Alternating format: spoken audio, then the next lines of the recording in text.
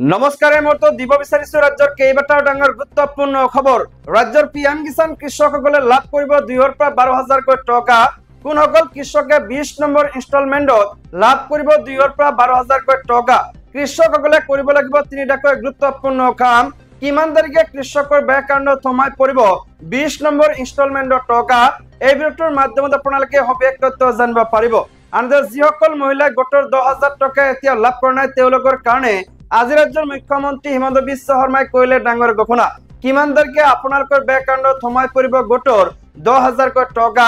লগতে গোটৰ 10,000 টকা পোৱাৰ পিছত কোনসকল মহিলাই 25,000 পৰা 50,000 টকা লাভ কৰিব সবিশেষ তথ্য এই ভিডিঅ'টোৰ মাধ্যমত জানিব পাৰিব। আনহাতে ৰাজ্যৰ গোটৰ মহিলাসকলক ফ্ৰী দিয়া হ'ব এখনকৈ স্মাৰ্টফোন, অৰ্থাৎ মোবাইল ফোন ফ্ৰী দিব অসম চৰকাৰে। গুৰুত্বপূৰ্ণ মন্তব্য কৰিছে ৰাজ্যৰ মুখ্যমন্ত্ৰীগৰাকীয়ে। লগতে ছাত্ৰ ছাত্ৰীসকলে কলেজত নামভৰ্তি কৰাৰ কাৰণে ইনকাম চাৰ্টিফিকেট দিয়াৰ প্ৰয়োজন নাই, এইখন ডকুমেণ্ট দিলেই হৈ পৰিব আপোনালোকৰ নামভৰ্তি। কেইবাটাও গুৰুত্বপূৰ্ণ মন্তব্য কৰিছে ৰাজ্যৰ মুখ্যমন্ত্ৰীগৰাকীয়ে। পঞ্চায়ত নিৰ্বাচনক লৈ আহিছে কেইবাটাও খবৰ, একেলগে এই ভিডিঅ'টোৰ মাধ্যমত জানিব পাৰিব। ভিডিঅ'টো চাই থাকিব।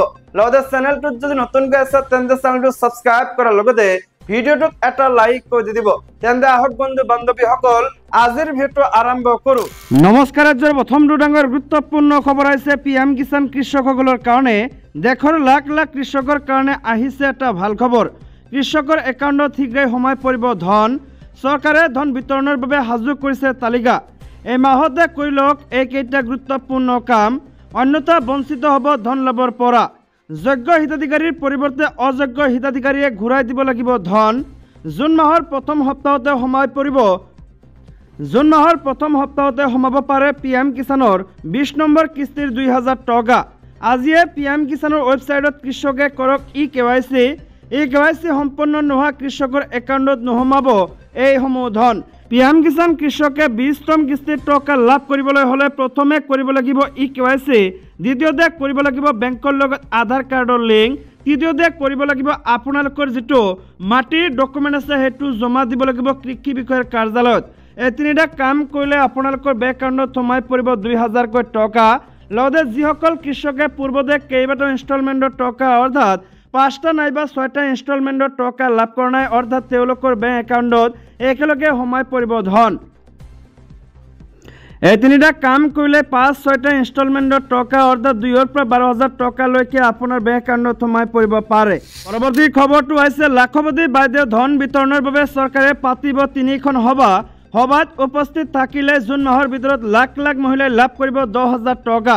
বানপানীৰ আগতে লাভ কৰিব 10,000 টকা। জুন মাহৰ ভিতৰত লাভ কৰিব 10,000 টকা। মোবাইল নিকিনিব, চৰকাৰে দিব নতুন মোবাইল।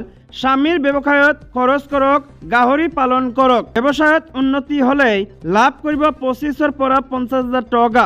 যিসকল মহিলাই এতিয়ালৈকে টকা লাভ কৰা নাই, লাখপতি বাইদেউ আঁচনি অৰ্থাৎ গোটৰ 10,000 টকা লাভ কৰা নাই, তেওঁলোকৰ কাৰণে ভাল খবৰ। তেওঁলোকৰ বেংক একাউণ্টত অতি সোনকালে সোমাই পৰিব 10,000 টকা। পৰৱৰ্তী ডাঙৰ খবৰটো হৈছে কলেজত নামভৰ্তিৰ বাবে নালাগে ইনকাম চাৰ্টিফিকেট, গাঁওবুঢ়াৰ প্ৰমাণ পত্ৰ। এই নথি দেখুৱালে হ'ব বিনামূলীয়া নামভৰ্তি, ঘোষণা কৰিলে ৰাজ্যৰ মুখ্যমন্ত্ৰী হিমন্ত বিশ্ব শৰ্মাই। পঞ্চায়ত নিৰ্বাচনৰ প্ৰচাৰ অভিযানত কংগ্ৰেছক চোকা সমালোচনা মুখ্যমন্ত্ৰী হিমন্ত বিশ্ব শৰ্মাৰ। কংগ্ৰেছৰ সূতা কম্বলৰ পৰম্পৰাক সমালোচনা কৰি বিজেপিৰ বিভিন্ন আঁচনিৰ কথা উল্লেখ কৰে মুখ্যমন্ত্ৰী ডক্টৰ হিমন্ত বিশ্ব শৰ্মাই। কংগ্ৰেছ মানে লুংগি, কংগ্ৰেছ মানে সূতা কম্বল। কংগ্ৰেছৰ আঁচনি আছিল লুংগি, আমাৰ অৰুণোদয়। কংগ্ৰেছৰ আঁচনি আছিল সূতা, আমাৰ কলেজত বিনামূলীয়া নামভৰ্তি।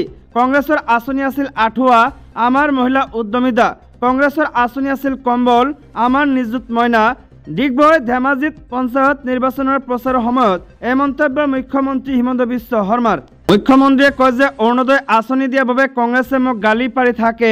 বিধানসভাত কংগ্ৰেছে কৈছে চৰকাৰে অৰুণোদয় আঁচনি কিয় দিব লাগে, মই অৰুণোদয় নিদি এতিয়া লুংগি ধুতি দিলেহে হ'ব। ছাত্ৰ ছাত্ৰীসকলক লৈ মুখ্যমন্ত্ৰীয়ে কৰিলে ডাঙৰ ঘোষণা। মুখ্যমন্ত্ৰীয়ে কয় যে ৰেচন কাৰ্ড দেখুৱালে কলেজত হ'ব বিনামূলীয়া নামভৰ্তি, নালাগে ইনকাম চাৰ্টিফিকেট, নালাগে গাঁওবুঢ়াৰ প্ৰমাণ পত্ৰ। সকলো কলেজৰ অধ্যক্ষলৈ নিৰ্দেশ মুখ্যমন্ত্ৰী। খবৰটো হৈছে মহিলাসকলক দিয়া হ'ব ফ্ৰী মোবাইল ফোন, ঘোষণা মুখ্যমন্ত্ৰী হিমন্ত বিশ্ব শৰ্মাৰ। বাগিচাৰ ভূমিক লৈ গুৰুত্বপূৰ্ণ মন্তব্য। ৰাজ্যৰ মহিলাক ভৱিষ্যতে মোবাইল দিয়াৰ আশ্বাস মুখ্যমন্ত্ৰীৰ। পঞ্চায়ত নিৰ্বাচনৰ প্ৰচাৰ চলাই এই ঘোষণা মুখ্যমন্ত্ৰী হিমন্ত বিশ্ব শৰ্মাৰ। মুখ্যমন্ত্ৰীয়ে কয় যে ভগৱানে যদি কেতিয়াবা মোক শক্তি দিয়ে আপোনালোকক অৰ্থাৎ মহিলাসকলক চৰকাৰৰ ফালৰ পৰাই ফ্ৰী মোবাইল দি দিম এটাকৈ, কিন্তু এতিয়াই নহয় লাহে লাহে। মহিলা উদ্যমিতা আঁচনিৰ 10,000 টকাৰে মোবাইল নিকিনিবলৈ আহ্বান মুখ্যমন্ত্ৰীগৰাকীৰ। লগতে চাহ বাগিচাৰ ভূমিক লৈ ডাঙৰ মন্তব্য মুখ্যমন্ত্ৰীগৰাকীৰ।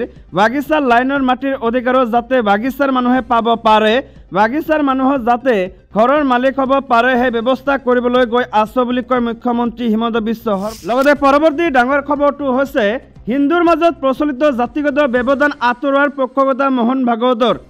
হিন্দুৰ মাজত প্ৰচলিত জাতিগত ব্যৱধান আঁতৰোৱাৰ পক্ষকতা কৰে ৰাষ্ট্ৰীয় স্বয়ংসেৱক সংঘৰ মুৰব্বী মোহন ভাগৱতে।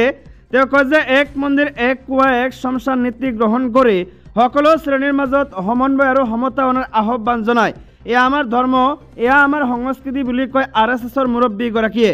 5 দিনীয়া আলিগড়লৈ ভ্ৰমণলৈ যোৱা মোহন ভাগৱতে স্বেচ্ছাসেৱকসকলক সম্বোধন কৰি দুটা মূল শাখা AHB ইণ্টাৰ কলেজ আৰু পঞ্চন নগৰী পাৰ্কত ভাষণ দিয়ে।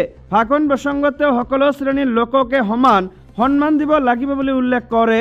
ভাষণ প্ৰসংগত তেওঁ সকলো শ্ৰেণীৰ লোককে সমান সন্মান দিব লাগিব বুলি উল্লেখ কৰে। RSSৰ মুৰব্বীগৰাকীয়ে স্বেচ্ছাসেৱকসকলক প্ৰচাৰৰ বাবে সংস্কাৰ পৰম্পৰা আৰু সাংস্কৃতিক মূল্যবোধৰ ওপৰত গুৰুত্ব আৰোপ কৰিবলৈ কয়।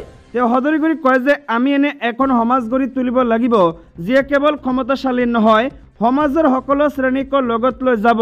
তেওঁ লগতে কয় যে আমাৰ উৎসৱবোৰ কেৱল উদযাপন নহয়, সামাজিক ঐক্যৰ অনুষ্ঠানো সকলো শ্ৰেণীৰ লোকক একেলগে উদযাপন কৰিবলৈ আহ্বান জনায় ৰাষ্ট্ৰীয় স্বয়ংসেৱক সংঘৰ মুৰব্বী মোহন ভাগৱত। খবৰটো হৈছে বিজেপিৰ বাবে প্ৰতিটো নিৰ্বাচনেই ফাইনেল আৰু এই মন্তব্য কৰিলে দিলীপ শইকীয়াই। বিজেপিৰ বাবে ছেমি ফাইনেল কোৱাৰ্টাৰ ফাইনেল বুলি একো নাই। সাধাৰণ নিৰ্বাচনক লৈ যি গুৰুত্ব দলৰ ওচৰত পঞ্চায়ত নিৰ্বাচনক লৈও একেই গুৰুত্ব, সেয়েহে সকলো নিৰ্বাচন বিজেপিৰ বাবে গুৰুত্বপূৰ্ণ। শিলচৰত এই মন্তব্য ৰাজ্যিক বিজেপিৰ সভাপতি তথা সাংসদ দিলীপ শইকীয়াৰ। সোমবাৰে শিলচৰত এক সংবাদমেলত ভাগ লৈ এইদৰে মন্তব্য কৰাৰ উপৰিও নলবাৰীৰ বাজানী মণ্ডল বিজেপিৰ সভাপতি মিণ্টু তামুলীৰ প্ৰসংগত ৰাজ্যিক সভাপতিগৰাকীয়ে কয় যে দলৰ আভ্যন্তৰীণ বিষয় দলৰ মজিয়াতে আলোচনা হ'ব।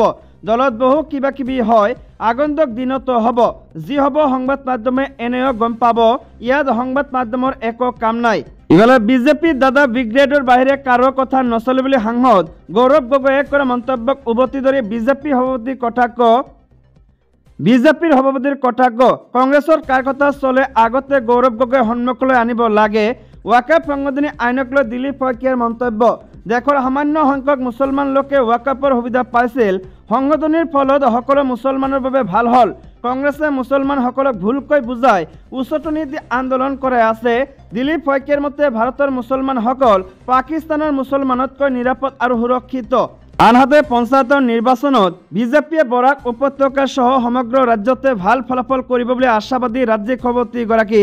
তেওঁ কয় যে ইতিমধ্যে বিভিন্ন আসনত বিনা প্ৰতিদ্বন্দ্বিতাৰে জিলা পৰিষদ আৰু আঞ্চলিক পঞ্চায়তৰ সদস্যৰূপে জয়ী হৈছে দলীয় প্ৰাৰ্থী। ৰাজ্যৰ গাঁৱৰ ভোটাৰসকল উন্নয়নৰ লগত আছে, উন্নয়নৰ লগত থকা মানে বিজেপিৰ লগত থকা। উল্লেখযোগ্য যে পঞ্চায়ত নিৰ্বাচনৰ প্ৰচাৰ চলাবলৈ দেওবাৰে বৰাক উপত্যকাত উপস্থিত হৈ ৰাজ্যিক বিজেপিৰ সভাপতি দিলীপ শইকীয়া। বৰাকৰ 3খন জিলাত প্ৰচাৰ চলাই সোমবাৰে শিলচৰত দলীয় কাৰ্যালয়ত এক সংবাদমেল সম্বোধন কৰি পুনৰ গুৱাহাটীলৈ ৰাওনা হয় ৰাজ্যিক বিজেপিৰ সভাপতি দিলীপ শইকীয়া। খবৰটো হৈছে ন্যায়পালিকাৰ প্ৰতি স্থায়ী সন্মান আছে বিজেপিৰ, কিন্তু কংগ্ৰেছ বিপৰীত। নিশিকান্ত ডুবেৰ বিতৰ্কিত মন্তব্যক লৈ প্ৰতিক্ৰিয়া মুখ্যমন্ত্ৰীৰ। উচ্চতম ন্যায়ালয় আৰু ভাৰতৰ মুখ্য ন্যায়াধীশ সঞ্জীৱ খান্নাৰ বিৰুদ্ধে কৰা মন্তব্যৰ বাবে বিজেপি সাংসদ নিশিকান্ত ডুবেৰ বিৰুদ্ধে গোচৰ আৰম্ভ কৰিবলৈ অনুমোদন বিচাৰি ভাৰতৰ এটৰ্নী জেনেৰেললৈ পত্ৰ প্ৰেৰণ কৰা হৈছে। এডভোকেট অন ৰেকৰ্ডে প্ৰেৰণ কৰিছে পত্ৰখনত উল্লেখ কৰা অনুসৰি বিজেপি সাংসদ নিশিকান্ত ডুবে কয় যে উচ্চতম ন্যায়ালয়ে দেশখনক অৰাজকতাৰ দিশে লৈ গৈছে আৰু দেশত চলি থকা গৃহযুদ্ধৰ বাবে ভাৰতৰ মুখ্য ন্যায়াধীশ সঞ্জীৱ খান্না দায়ী। ডুবেৰ এই মন্তব্যই এক বৃহৎ বিতৰ্কৰ সৃষ্টি কৰাৰ পিছত বিজেপিৰ ৰাষ্ট্ৰীয় সভাপতি JP নাড্ডাই কয় যে সেয়া দলৰ মতামত নহয় আৰু সাংসদগৰাকীৰ ব্যক্তিগত বক্তব্য আছিল আৰু এনে বক্তব্যৰ সৈতে বিজেপিৰ একমত নহয়। ইফালে এই বিষয়ত প্ৰতিক্ৰিয়া প্ৰকাশ কৰিছে অসমৰ মুখ্যমন্ত্ৰী হিমন্ত বিশ্ব শৰ্মাই। এক প্ৰকাৰে কংগ্ৰেছক লক্ষ্য কৰি প্ৰতিক্ৰিয়া প্ৰকাশ কৰিছে মুখ্যমন্ত্ৰীগৰাকীয়ে। ভাৰতৰ গণতন্ত্ৰৰ মূল স্তম্ভ হিচাপে ন্যায়পালিকাৰ স্বাধীনতা আৰু মৰ্যাদাক ধাৰাবাহিকভাৱে ৰক্ষা কৰি আহিছে ভাৰতীয় জনতা পাৰ্টিয়ে।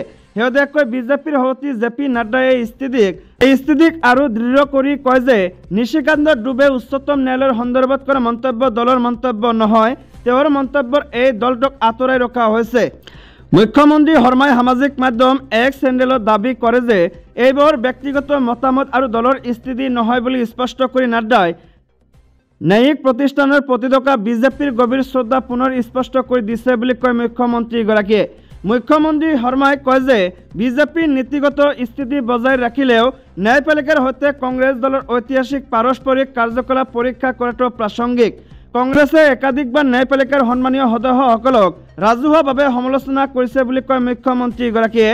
সামাজিক মাধ্যমত কংগ্ৰেছক লক্ষ্য কৰি মুখ্যমন্ত্ৰী শৰ্মাই ন্যায়াধীশ দীপক মিশ্ৰৰ বিৰুদ্ধে অভিযোগনামা দাখিল প্ৰস্তাৱটোক ৰাজনৈতিকভাৱে পৰিচালিত বুলি আঙুলিয়াই দিয়ে।